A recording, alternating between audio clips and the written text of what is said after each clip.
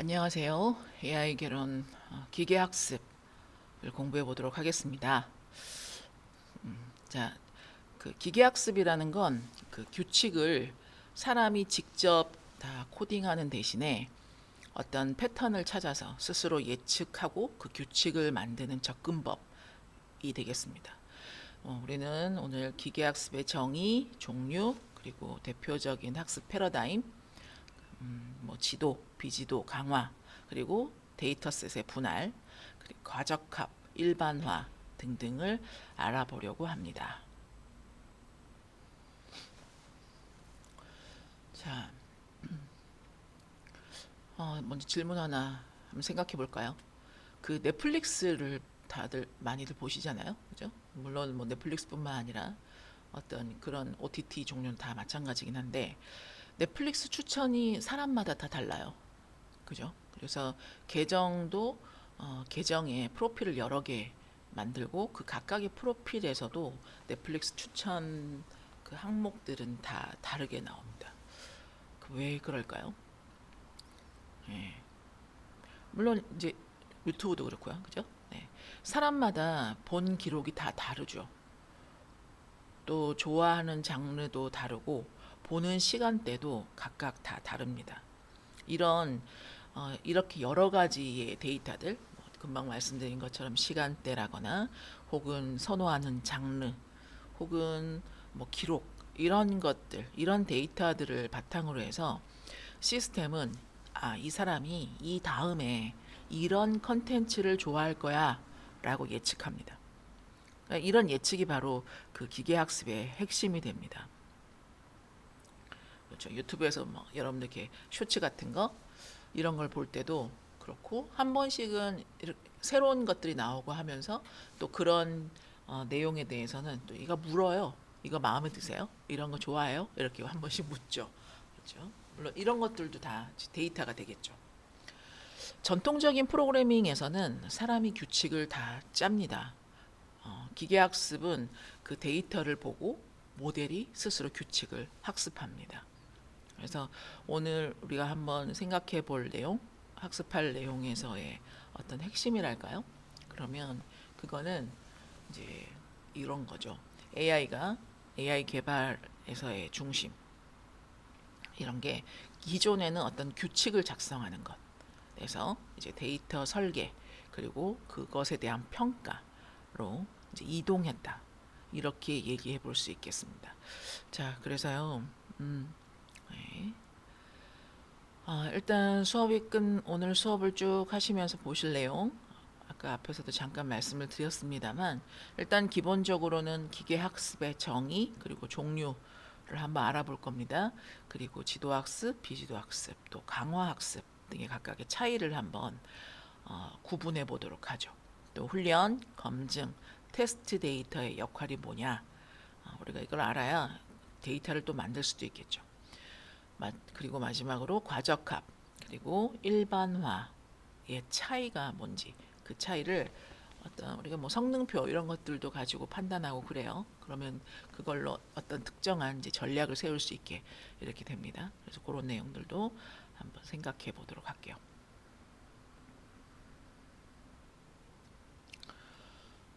이 기계학습이라는 것에 대해서 이제 우리가 물론 공부를 하고 학습이 뭐다라는 어떤 사전적인 의미나 혹은 뭐 규칙이라거나 정의라거나 뭐 종류를 알 수 있다. 물론 이런 것들도 중요하죠. 근데 우리가 조금 더 깊이 이제 생각해 볼 것들은 이런 그 인공지능이나 물론 뭐 이게 이론적인 부분에 뭐 그친다 하더라도 생각은 좀 더 깊이 해볼 수 있을 것 같아요. 어떤 특정한 딱 정해진 답을 내는 게 그런 설계나 생각하는 내용은 아닐 겁니다.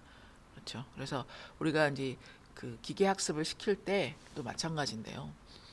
어떤 여러 개의 모델이 있어요. 하지만 왜 이 모델을 선택했나? 이 데이터가 이렇기 때문에. 그래서 이런 내용이 우리는 필요하기 때문에. 그래서 이 모델을 선택했다.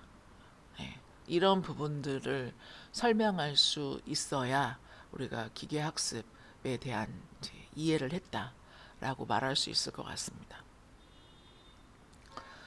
자, 기계학습 학습은요, 어떤 특정한 데이터를 가지고 그 패턴을 학습해요.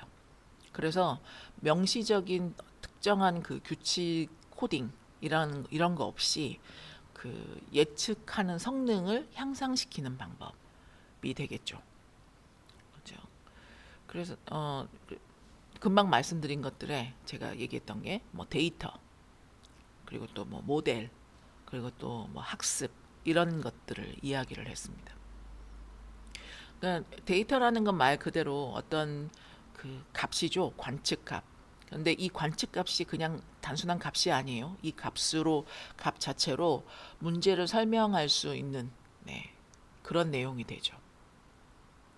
모델이라는 건 어떤 뭐 형태, 뭐 이런 여러 가지로 생각해 볼 수 있는 건데, 기본적으로는 입력을 출력으로 바꿔주는 함수가 모델이 됩니다. 그렇죠. 학습이라는 것도 그렇습니다. 학습에 대해서도 우리가 한번 생각해 보면 이 학습이라는 건 뭐냐면 지금 우리가 여기 보는 기계 학습에서요. 그냥 뭔가 배우는 거 혹은 훈련하는 거. 그렇죠. 근데 훈련이라는 게 어떤 이유로 훈련을 하나요? 우리가 학습을 하는 이유는 오차를 줄이기 위해서 학습을 합니다. 그러니까 뭐 이게 고양이야, 뭐 혹은 이게 뭐 강아지야 라는 거를 구분할 수 있는 어떤 출력을 낼 수 있도록 특정 모델, 그러니까 특정 함수가 그러려면 입력되는 여러 개의 값들을 가지고 그 값들 중에서 아 이런 패턴이 있네, 이런 내용이 있네 라는 걸 계속 학습하게 되는 거죠. 그걸 구분하면서 아 결과값이 아 이거는 고양인 줄 알았는데 여우였어.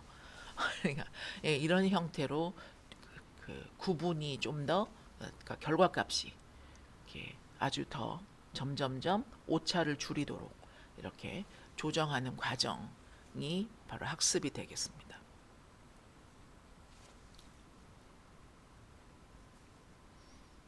어, 여기 있는데, 네, 제 페이지를 안 넘기고 얘기만 막혔어요.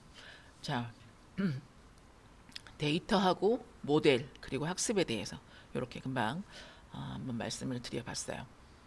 근데 여기 그러니까 전통적인 프로그래밍과 그리고 기계학습을 한번 비교하는 표가 있는데요. 전통적인 프로그램에서는 이렇습니다. 그 데이터에 사람이 만든 규칙을 가지고 그 데이터를 하면 그러면 이제 결과적으로 출력은 정답이 나오게 하는 거죠. 그런데 기계학습에서는 입력되는 값으로 데이터 혹은 정답과 또는 보상, 네, 그러니까 이게 이렇게 입력이 되면 그 출력으로 모델에 대한 규칙이 나타나게 되는 거예요. 그러니까 결과물이 어떤 특정한 정답 자체가 아니라 규칙 그 자체가 결과물이 된다라는 겁니다. 만약에 이제 뭐 그렇잖아요. 그 이런 거 그러니까 우리가 뭐 쇼핑몰을 운영하고 있어요. 근데 고객이 이탈할지 어떻게 이탈할지 뭐 이런 거 우리 페이지에 들어와서 상품을 보다가 어떻게 이탈하나 이러이러하면 이탈하겠지 뭐 이런 식으로 생각하잖아요. 그렇게 하면서 이제 고객을 조금 더 유인한 후에 어, 사이트에서 머무는 시간을 늘려서 구매까지 연결되도록 이렇게 하는 거잖아요. 자, 근데 그런 걸 다 if문으로 작성할 수 있겠나요? 전통적인 프로그래밍 방식이라면. 그렇죠? 그렇게 할 수는 없을 거예요. 그러니까 과거의 고객 데이터 자체를 학습시켜서 다시 예측 모델을 만드는 이런 형태가 더 현실적인 방법이라는 거죠.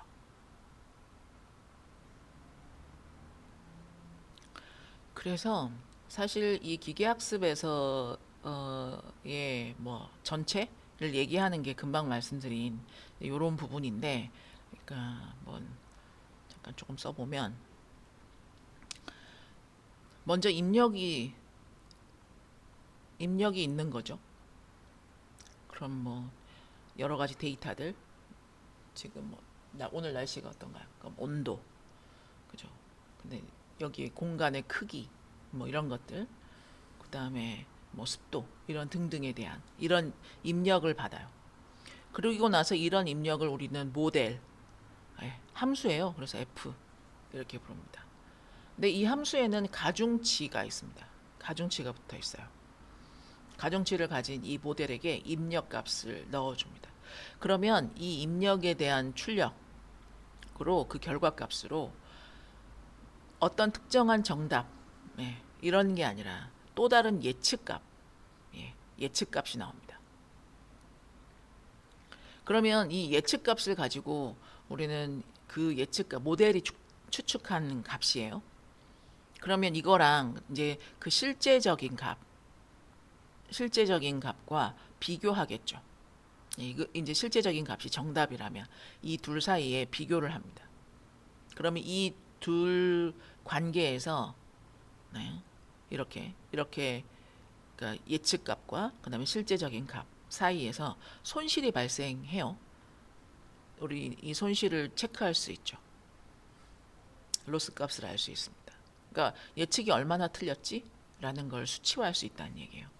그러면 이렇게 수치화된 이 값을요, 이걸 그 가중치로 만들어서요, 다시 이 함수에게 넣어줍니다.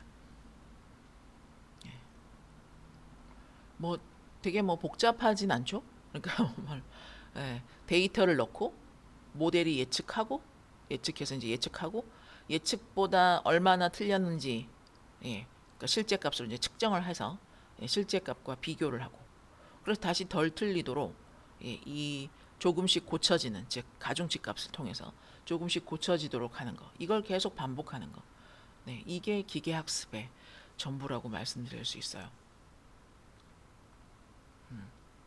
자 그러면 예를 조금 들어서 중고차 가격을 우리가 한번 뭐 예측하거나 대출 심사를 자동화하거나 혹은 쇼핑몰 고객을 그룹화하거나 이런 것들요.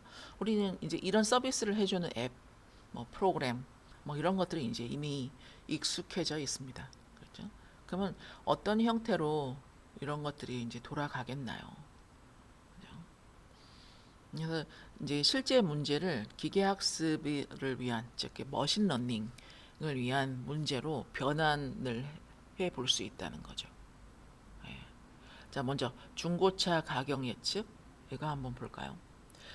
연식, 주행거리, 뭐 사고 여부, 브랜드 뭐 이런 것들을 이제 입력 값으로 받을 수 있습니다. 그리고 여기에 이제 타깃 이제 목표예요. 목표치예요. 그럼 이걸 이제 가격이라고 하자고요. 그리고 나서 이렇게 형태로 해서 하는 건 이제 회귀 방법, 회귀 유형이라고 해요. 그리고 이 유형에는 물론 회귀도 있고요, 분류도 있고 군집화도 있습니다. 중고차 가격 예측 지금 얘기하고 있었죠. 자, 이런 정보들이 있어요. 뭐 연식이 2019년식이냐, 혹은 2023년식이냐에 따라서 당연히 이제 가격이 달라질 테고, 주행거리, 뭐 5만 킬로 탄 거랑 20만 킬로 찬 당연히 가격이 달라질 거 아닙니까? 또 뭐 무사고가 더 비쌀 테고요. 뭐 브랜드도 그렇습니다. 어떤 경차냐 아니면 뭐 고급 트림의 자동차냐에 따라서 가격 범위가 완전히 달라지죠. 어쨌거나 이런 형태들은 이 정보들은 그 모델에게 입력된 입력값 X 아까 제가 꼭 그림 그렸던 입력값 X가 됩니다. 자, 그다음 타겟이 있는데요. 머신러닝에서 이렇게 문제를 정의할 때 여기 지금 요 항목 그러니까 입력 그리고 타겟 그리고 문제 유형 이 세 가지를 먼저 정하는 게 중요해요. 자, 그다음에 이제 두 번째 요 타겟인데 타겟은 금방 드린 것처럼 모델이 예측해야 될 값이에요. 그러니까 여기서는 이제 얼마냐 가격 예측이니까 얼마냐라는 질문에 대한 답을 해야 할 테니 숫자가 나오겠죠. 가격은 뭐 500만 원이 될 수도 있고 뭐 5천만 원이 될 수도 있는 거 아니에요? 그러니까 이런 어떤 그 연속적인 숫자라는 타겟을 가집니다. 그러니까 딱 떨어지는 카테고리가 아니고 뭐 안 살 수도 있어요.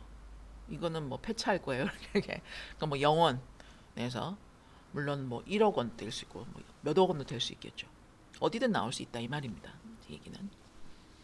이렇게 이제 타깃 자체가 연속적인 숫자일 때 쓰는 말이 회귀입니다. 그러니까 뭐 실생활에서 이런 형태를 우리가 회귀 유형이라고 해요. 그러니까 물론 뭐 이거 말고도 뭐 내일 기온이 어떨까 이런 거 예측하는 거. 혹은 뭐 요즘에 부동산 여러 가지 뭐 그런 게 있던데 아파트 매매가가 얼마일까 뭐 이런 거요. 이번 달에는 우리 쇼핑몰이 얼마를 벌까 이런 예측 같은 거 말이죠. 전부 답이 숫자로 나오죠. 이런 거요. 그러면 이제 그 모델이 예측을 해요. 근데 그 모델이 틀리면 어떻게 평가를 하겠습니까? 예측값이 뭐 850만 원인데 실제 거래가가 차가 말이에요. 900만 원이다. 그러면 50만 원의 차이가 났어요. 그러면 이 차이를 점점점 줄이는 방향으로 모델이 학습을 한다는 겁니다. 예, 조금 전에 말씀드렸던 그로스, 손실 L 값을요. 예, 바로 그런 역할을 하도록 하는 게 이것입니다. 이 모델입니다. 두 번째 이거 대출 심사하는 것도 그런데 여기서 이제 분류라는 걸 썼어요. 그러니까 어떤 문제 유형이냐라는 걸 이제 구분하는 형태로 여기에서는 내용을 봐주셨으면 좋겠어요. 대출 심사. 그러니까 뭐 은행에서 대출 신청이 들어왔어요. 그러면은 그 담당자가 그 각각의 신청서를 다 검토하겠죠. 근데 엄청 많아. 그래서 뭐 인건비를 그렇게 하지 않고 AI로 예측을 한다. 그죠? 그래서 신청서가 막 엄청 막 이렇게 신청이 들어왔다. 그러니까 지금 여러분들 뭐 어떤 대출 같은 거 받아볼까? 라고 뭐 부동산 담보 대출 뭐 이런 거 요새 뭐 주식이나 이런 거 때문에 또 뭐 연끌하시는 분들도 이전에 좀 얼마 전까지 되게 많았고 막 그랬죠. 근데 뭐 예를 들면 그렇게 할 때 얼마쯤 될까? 그럼 이걸 물론 최종적인 판단을 하려는 건 아니고요. 그러니까 뭐 예상치 같은 건 있을 수 있잖아요. 그래서 머신러닝 모델이 일단 1차로 이 사람은 뭐 소득이 이런데 신용 점수가 지금 이렇고 근데 연체 이력이 이래요. 네. 소득 당연히 상환 능력하고 직결되는 내용이고 그렇죠. 신용 점수, 신용 등급 필요하고 과거에 혹시 제때 못 갚은 게 있는 거 아니야? 뭐 이런 것들. 근데 이거는 어떤 특정한 데이터를 모두 다 가지고 있을 수 있잖아요. 그죠? 그래서 신용 점수도 어떤 점수나 등급 이런 것들로 우리는 모두 다 값이 매겨져 있지 않습니까? 자, 그러면 이런 입력들을 가지고 판단할 수 있어요. 그래서 일단 대출은 해줄 수는 있겠다. 혹은 안 되겠다. 근데 지금 여기 보면 승인되거나 혹은 거절되거나 이런 거죠. 1 아니면 0. 예. 물론 승인에서도 얼마만큼 할 거야 이렇게 하면 다시 이 회기 유형이 돼버리는 겁니다. 네, 어쨌거나 되겠다, 안 되겠다 이렇게 딱 떨어지는 형태의 카테고리를 가질 수 있다. 이러면 이건 범주 혹은 분류형이라고 해요. 예.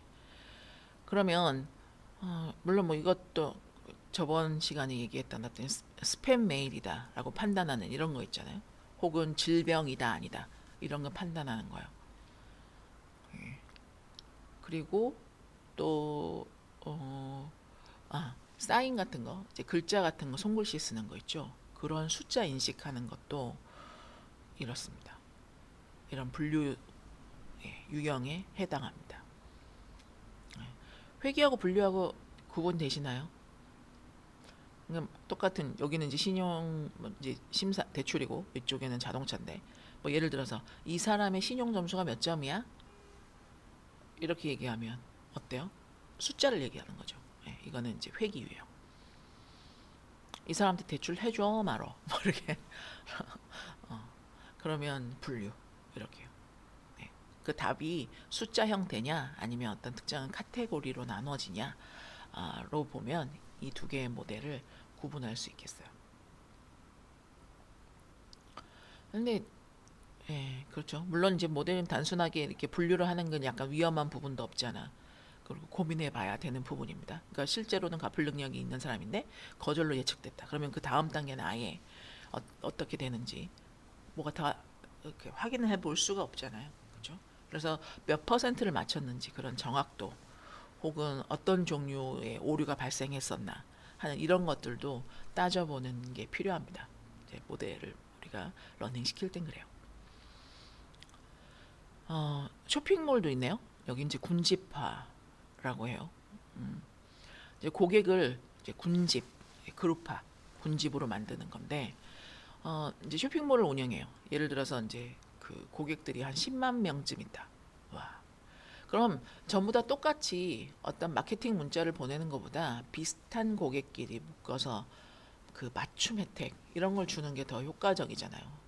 아, 뭐 최근에 3개월간 뭐 구매하지 않으셨군요. 예. 지금 새로 이번 주까지 새로 구매하시면 뭐 10% 할인 추가 뭐 이런 거죠. 이런 거 할 수 있잖아요. 근데 이제 처음부터 어떤 고객은 이건 VIP다. 혹은 이건 뭐 이탈할 위험이 있는 고객이다. 이렇게 딱 그 분류를 하면 그럼 되게 곤란해지죠. 미리 분류해 놓지 않아요. 왜냐하면 어떤 사용이나 실적에 따라서 그건 변경될 수 있는 거잖아요. 그러니까 그렇게 그런 식으로 될 수 있는 때 사용하는 게 군집화가 되겠습니다. 입력 특징 한번 볼까요? 방문 주기, 객단가, 카테고리, 그러니까 선호 카테고리겠죠. 얼마나 자주 오나? 일주일에 한 번 오나? 한 달에 한 번 오나? 혹은 한 번 오면 얼마를 쓰지? 어떤 걸 사는 거야? 식품? 뭐 패션? 뭐 아니면 전자기기? 이렇게요. 그러니까 이런 세 가지가 입력값이 돼요. 앞에서 얘기했던 회귀와 분류와의 가장 큰 차이점이 있어요. 그러니까 회귀나 이 분류에는 정답이 있어요. 그렇죠? 중고차 가격 얼마, 혹은 대출 승인 가능, 불가능 이런 거요.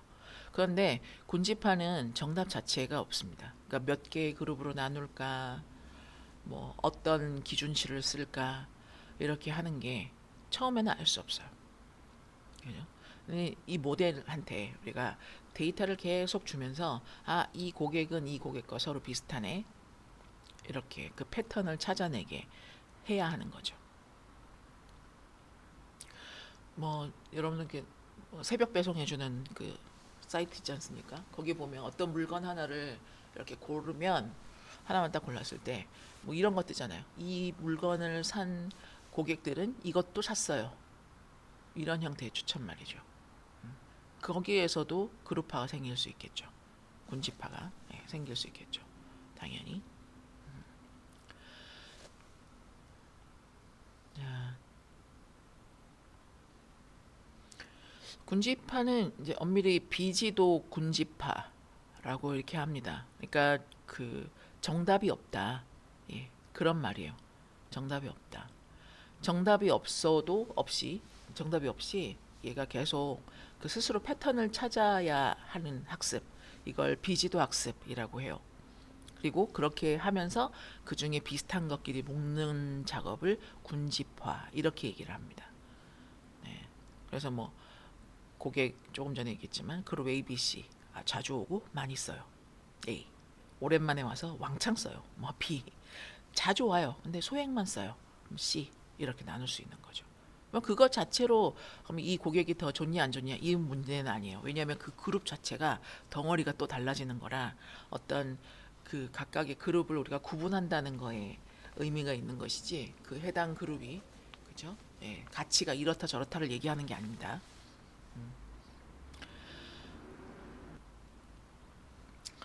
자, 그러면 지도, 비지도 그리고 강화 학습을 한번 볼까요? 자, 지도 학습, 비지도 학습, 그리고 강화 학습입니다. 정답이 있는 학습, 정답이 있는 데이터로 학습하는 거. 이걸 지도 학습이라고 합니다. 그러니까 정답 맞추기 같은 거죠. 입력 X와 그리고 정답 Y가 함께 주어집니다. 분류와 회귀를 통해서 이게 이 입력에 따른 이 정답이 맞는지를 우리가 계속 확인할 수 있게 되는 거죠.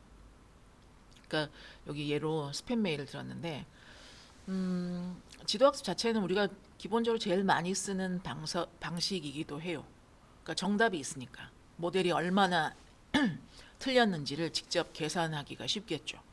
그 차이를 오차를 알기가 쉽다는 겁니다. 예를 들어서 지금처럼 스팸을 분류해요. 근데 메일요 메일 이메일마다 스팸이다 아니면 정상 메일이다 이렇게 정답이 붙어 있으면 그 모델은 그걸 그 예측하고 나서 그 정답과 비교합니다. 그러면서 점점 좋아져요. 물론 뭐 직감 예측 이런 것들도 마찬가지겠죠. 그 실제적으로도 이걸 할 때는 뭐 분류와 회귀라고 지금 얘기를 했는데요. 그러니까 분류 같은 경우에는 정답이 어떤 그 범주형이잖아요. 그러니까 합격, 불합격, 정상이다, 사기다, 뭐 이렇게요. 예. 그다음에 회귀 같은 경우에도 정답이 연속적으로 이렇게 어쨌거나 그 범위 안에 들지만 예, 정답을 알 수 있습니다. 가격, 혹은 뭐 수요량, 혹은 뭐 온도, 뭐 이런 것들요. 예, 그럴 수 있습니다. 비지도 학습은요 정답이 없이 구조를 발견한다 이렇게 돼 있습니다. 구조를 찾는다라는 거예요.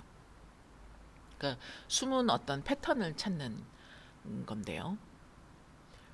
그러니까 비지도 학습에는 기본적으로는 정답이 없어요. 그래서 맞았다 혹은 틀렸다라는 표현이 어렵습니다.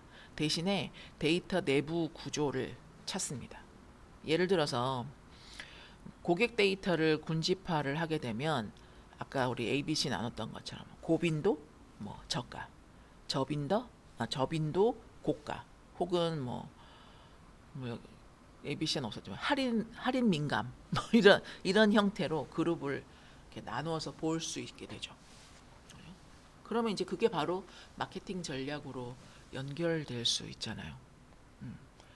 각각의 그룹마다 어떤 정책, 뭐 쿠폰을 이렇게 준다거나, 뭐 할인율을 이렇게 한다거나, 혹은 뭐그 홍보 메시지 같은 거에도 메시지 문구를 이렇게 다르게 한다거나, 혹은 뭐 추천 상품도 그렇습니다. 자주 와서 아주 그냥 그 식품류 이런 것만 많이 사는 사람한테 갑자기 어느 날 뜬금없이 그 사람한테 자동차 사세요. 뭐 이런 거는 안 할 거 아니에요. 그렇게 추천 상품을 다르게 가져갈 수 있는 이런 형태로 쓸 수 있는 거죠. 강화 학습도 있습니다. 행동의 보상으로 정책 학습 이렇게 되어 있습니다. 그러니까 보상을 최대화해요.